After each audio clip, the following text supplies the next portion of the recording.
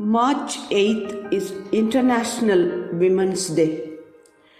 Another March 8th to remind the world about the equality and oneness of God's creation. The basis for the International Day for Women is found in Genesis, the first book of the Bible. As we read in chapter 1, 26 and 27, God created human beings. They were created male and female. They were created in God's own likeness and image. Having formed the man from the soil, as we read in Genesis 2:7, God breathed life-giving breath into his nostrils and brought him to life. God breathed the breath of life into man because the nostrils of woman are too delicate.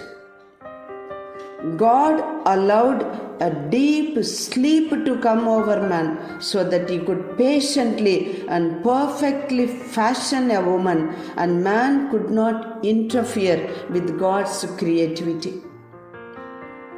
Woman is made thus strong yet delicate and fragile. Therefore, treat your other half well. In crushing her, you are only damaging your own heart and lungs. Human existence as male and female can never be complete without the other. Let's remember, a bird cannot fly with one wing. Therefore, empowerment of women is not against men. It does not aim at replacing patriarchy with matriarchy. Rather, it aims at humanization of persons and the society in general. Let us not be wrongly influenced by the Greek dualistic philosophy which divided every reality into two. Feminism is not a woman question. It's a human question, a moral question and a spiritual question which strives to unravel God who is both male and female.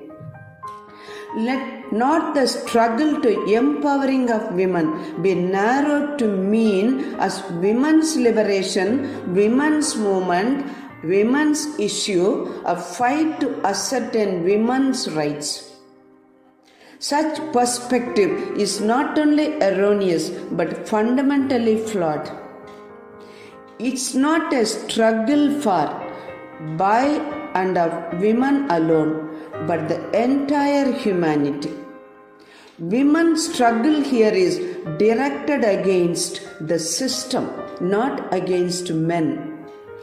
If women are not empowered, men will perennially remain disempowered.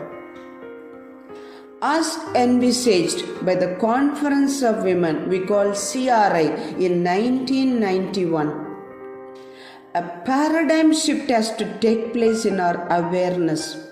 From being inward-looking women withdrawn from the world to women with a global vision for a prophetic mission. From being an appendix daughter of a colonial mother to being God's lovable daughter of and for our world. As we read in the Vatican document Mulieris Dignitate, published in 1988, in all Jesus' teaching as well as in his behavior, one can find nothing which reflects the discrimination against women so prevalent in his day.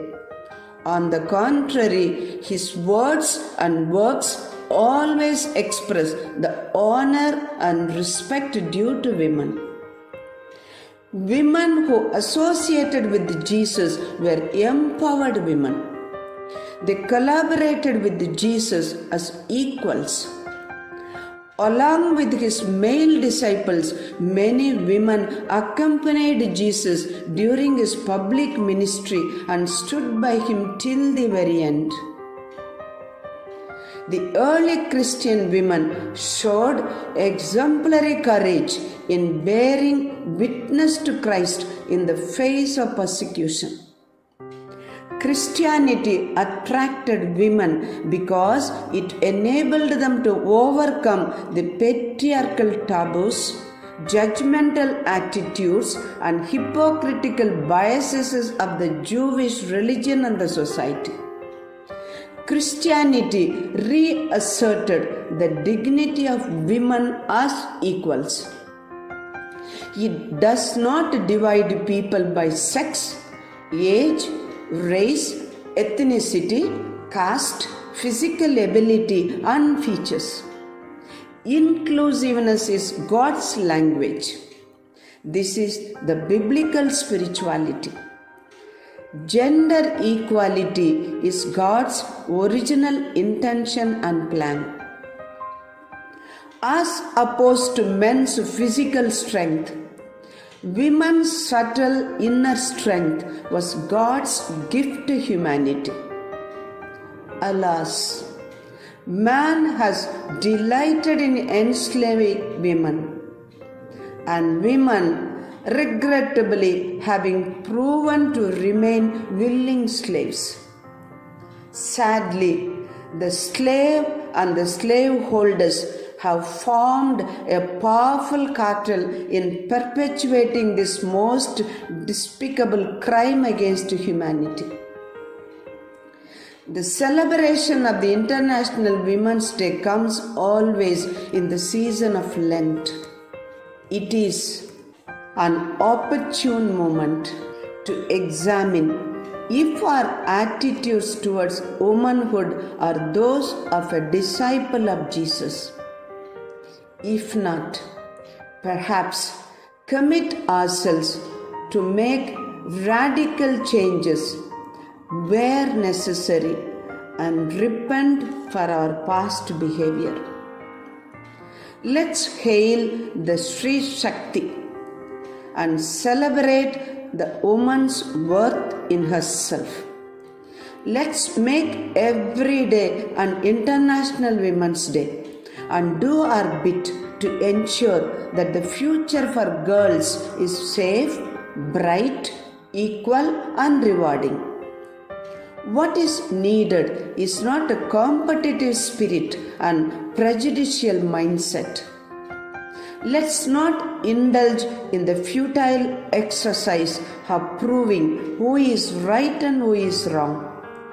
Instead, let all men and women work together with the sincerity in establishing a new society wherein each one explores the unique gifts that God has bestowed on them and cooperate with each other to augment those God-given gifts, and thus succeed in creating a new world.